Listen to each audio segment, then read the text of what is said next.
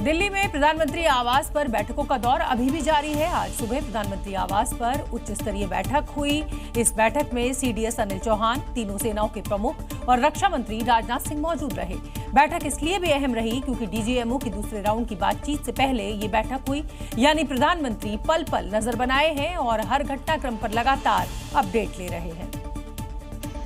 एक अनिश्चित सुबह और राजधानी दिल्ली की धड़कनों में अचानक तेजी। लुटियंस जोन के भीतर प्रधानमंत्री आवास पर अचानक हलचल बढ़ गई क्योंकि एक बार फिर प्रधानमंत्री आवास पर हाई लेवल मीटिंग चल रही थी। प्रधानमंत्री की अध्यक्षता में बंद दरवाजों के भीतर भारत की सुरक्षा संभालने वाले सबसे ताकतवर चेहरे मौजूद थे, लिहाजा इस्लामाबाद की नजर भी इस मीटिंग पर थी।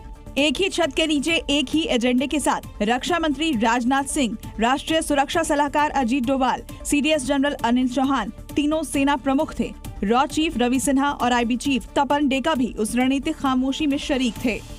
बैठक के बाहर न कोई बयान, न कोई प्रेस रिलीज, क्योंकि अंदर शब्द नहीं, केवल निर्णय गूंजे। वो निर्णय जिसमें भारत की रणनीति अब परंपरागत नहीं, निर्णायक होंगे। अब सवाल एक ही कौन रहा है, ये हाई लेवल मीटिंग फिर किसी घटनाक्रम का इशारा है? क्योंकि जो दिखाई दे रहा है वो मात्र भूमिका भर है। प्रधानमंत्री मोदी का गहरा मौन कई सस्पेंस पैदा कर रहा है। क्या पिक्चर अभी बाकी है?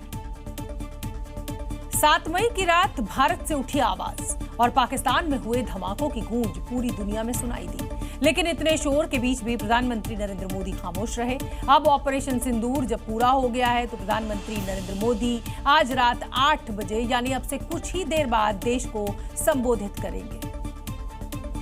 22 अप्रैल को पहलगाम की वादियों में जब खून की बूंदें गिरी तब भारत की आत्मा कांप उठी। देश गुस्से से भर उठा, इंतकाम की आग हर सीने में जलने लगी। तब देश के मुखिया ने ऐलान किया था, आतंकियों को मिट्टी में मिला देंगे। अब आतंकियों की बची खुची जमीन को भी मिट्टी में मिलाने का समय आ गया है। देश से जिस बदले का वादा किया वो पूरा हो गया। आतंक के अड्डे मिट्टी में मिल गए और इसकी झलक पूरी दुनिया ने देखी। लेकिन भारत के नेतृत्व ने शांत स्वर में भी गर्जना छुपा रखी थी। आज वो मौन टूटेगा जब घड़ी की सुई रात के 8 बजा रही होगी। तब पूरी दुनिया एक बार फिर भारत की तरफ आंख कान गड़ाए बैठी होगी, क्योंकि पीएम मोदी का संबोधन सिर्फ एक भाषण नहीं, राष्ट्र की चेतना का उद्घोष होगा। क्योंकि बीते 20 दिन गवाह हैं, एक एक शब्द, एक एक संकेत से प्रधानमंत्री ने न सिर्फ दुश्मन को चेताया बल्कि भारत के हर नागरिक को आश्वस्त किया कि ये देश अब चुप नहीं बैठेगा। ऑपरेशन सिंदूर की जबरदस्त सफलता के बाद पूरा देश भारतीय सेना को सलाम कर रहा है और बधाई भी दे रहा है। बीजेपी प्रवक्ता संबित पात्रा ने भी प्रेस कॉन्फ्रेंस कर सेना के शौर्य को सलाम किया। संबित पात्रा ने ऑपरेशन सिंदूर का जिक्र करते हुए पाकिस्तान पर भारतीय सेना के एक्शन की जमकर तारीफ की। आने वाले 100 वर्षों तक हमें इन नामों को याद दिलाते रहना है, दोहराना है। जब भी आतंकवाद सर उठाए तो हमें ये चित्र दिखाने हैं कि तुम्हारा क्या हश्र किया था ऑपरेशन सिंदूर ने, भारत की सेना ने, भारत की राजनीतिक इच्छा शक्ति ने और भारतीयों ने। यही नहीं, दुनिया को संदेश देते हुए संबित पात्रा ने ये भी बता दिया कि भारत उस दुश्मन देश के खिलाफ भी एक्शन ले सकता है जो परमाणु बम की धमकियां देते हैं। पाकिस्तानी मौलानाओं में असदुद्दीन ओवैसी का खौफ है, क्योंकि पहलगाम हमले के बाद ओवैसी ने पाकिस्तान को कई बार आईना दिखाया और उसकी बखिया उधेड़ दी, जिससे वहां के मौलानाओं में अब हड़कंप मचा है। दरअसल ओवैसी ने पाकिस्तान को ये एहसास दिला दिया कि जब बात देश के हित की होती है तो भारत में हिंदू मुसलमान सब एक हो जाते हैं, और पाकिस्तान को यही बात खटक रही है।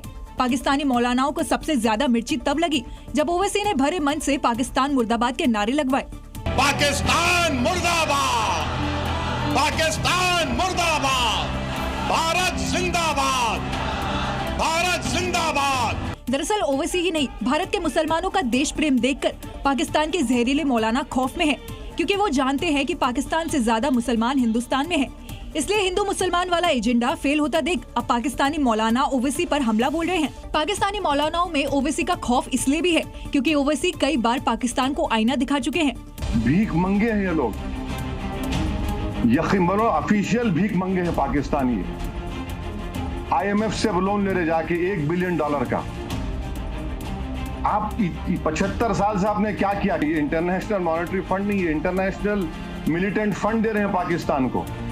ओवैसी लगातार पाकिस्तान को बेनकाब कर रहे हैं और इसके पोल खोल रहे हैं, और इसलिए पाकिस्तान के मौलाना बिलबिला रहे हैं। क्योंकि भारत का हर सच्चा मुसलमान ये जानता है कि पाकिस्तान इस्लाम का मुखौटा पहनकर दहशतगर्दी फैलाता है।